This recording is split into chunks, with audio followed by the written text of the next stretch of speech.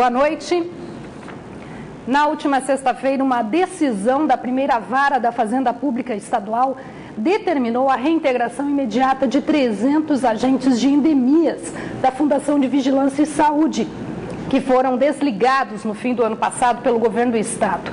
Esta manhã, a decisão foi repassada aos agentes durante uma reunião na sede da Defensoria Pública, na capital. O auditório da Defensoria Pública do Amazonas ficou lotado. A reunião esta manhã foi para dar detalhes da decisão judicial que manda o governo do estado readmitir todos os 300 servidores desligados do quadro de pessoal da Fundação de Vigilância em Saúde em 2015. Os agentes de endemias iniciaram suas atividades ainda na antiga Fundação Nacional de Saúde.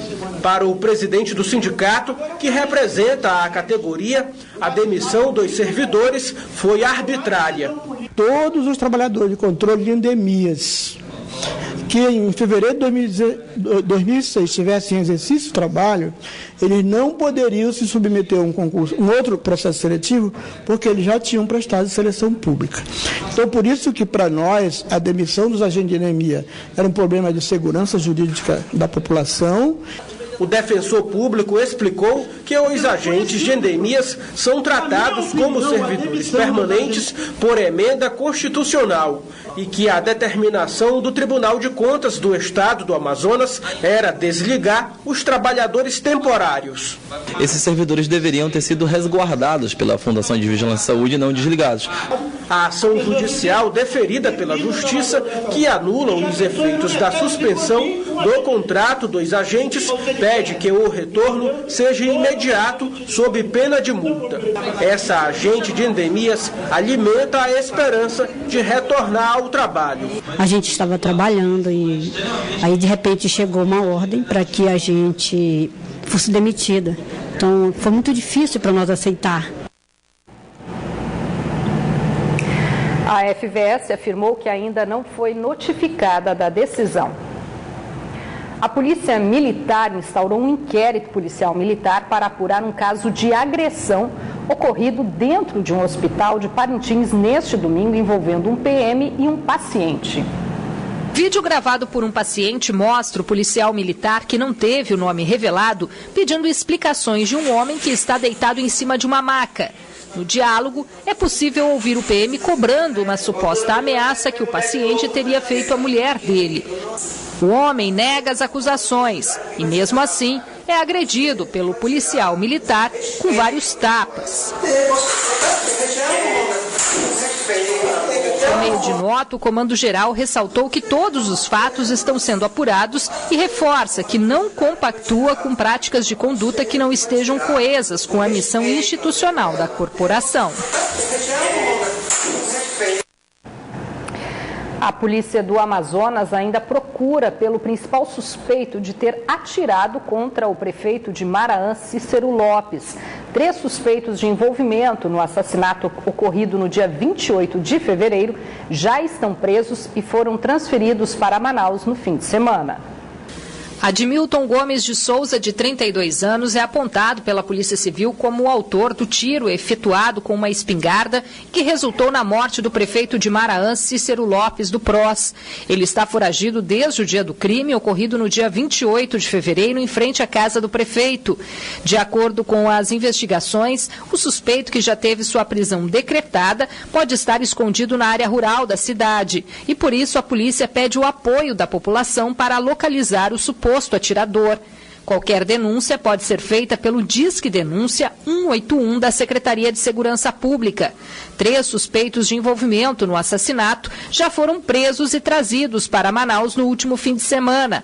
A Polícia Civil trabalha com 2 linhas de investigações para o caso: possível motivação política ou uma dívida de R$40 mil da Prefeitura com um dos 3 presos, o empresário Aldemir Alves, que é dono de um posto de combustíveis que fornecia o produto para a administração municipal. Uma nova ameaça de paralisação do transporte coletivo voltou a deixar os passageiros apreensivos nesta segunda-feira. O motivo alegado pela categoria foi o atraso no pagamento dos salários, que, de acordo com o sindicato que representa as empresas, já foi efetuado. Mesmo com a notícia de suspensão da greve dos rodoviários, que tinha sido anunciada para as primeiras horas da manhã desta segunda-feira, os usuários do transporte coletivo da capital se mostravam preocupados com a ameaça de paralisação dos ônibus. A gente fica preocupado, né? Porque aí mexe com o transporte, né? E aí prejudica os passageiros, né? Logo no início da manhã, os passageiros constataram que a greve tinha mesmo sido suspensa pela categoria. O problema é deles lá e a gente tem que pagar. Com a ameaça de greve é complicado, né? Muito complicado mesmo.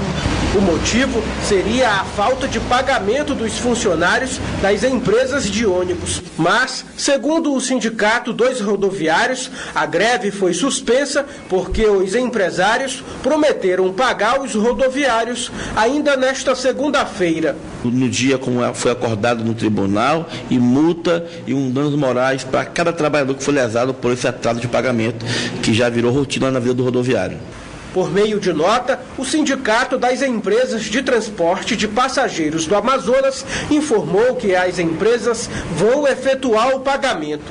O Tribunal Regional do Trabalho determinou que 70% da frota dos ônibus operassem em caso de greve.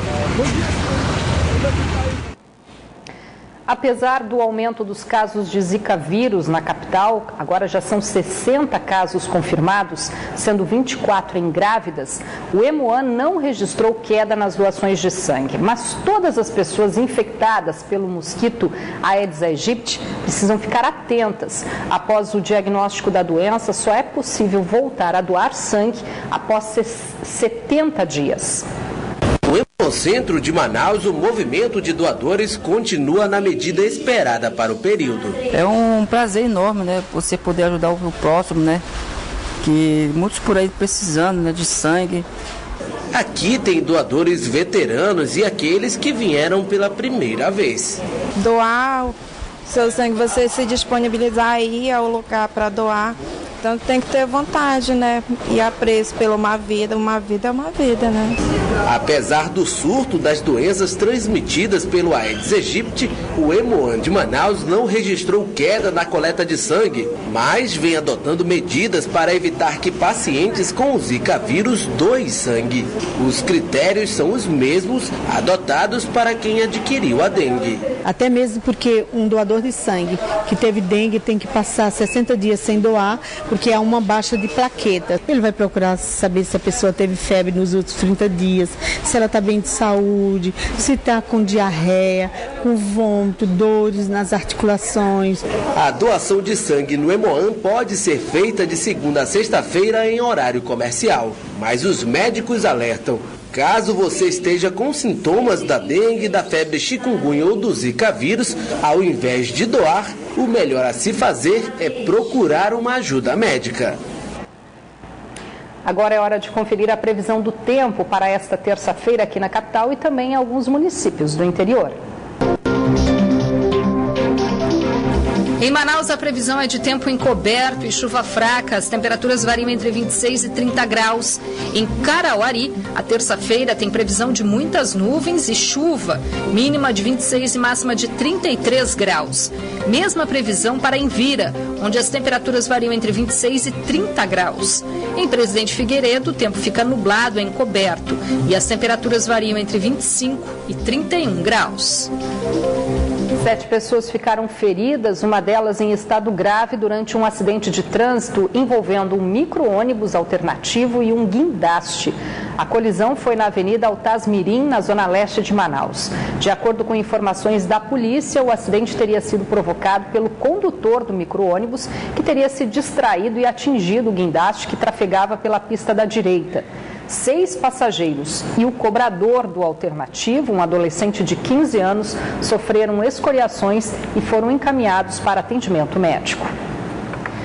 Amanhã é comemorado o Dia Internacional da Mulher e durante esta semana o Tribunal de Justiça do Amazonas realiza diversas ações, como palestras e audiências na primeira e segunda vara do Juizado da Violência Doméstica contra a Mulher. A programação deve se estender para o interior do estado.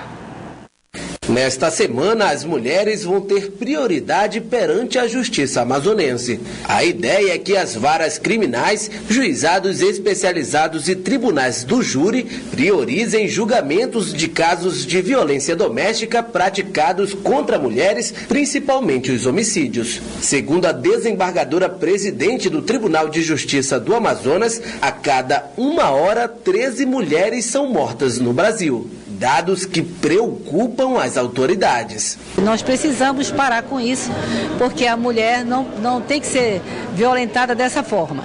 Ela é parte integrante da sociedade, ela é uma peça fundamental na organização da família, na pacificação social e em todos os ramos da sociedade a mulher tem que estar presente ao lado do homem. Durante esta semana, o Tribunal de Justiça do Amazonas promove um ciclo de palestras para as mulheres, discussão que mostra o valor do sexo feminino na sociedade contemporânea.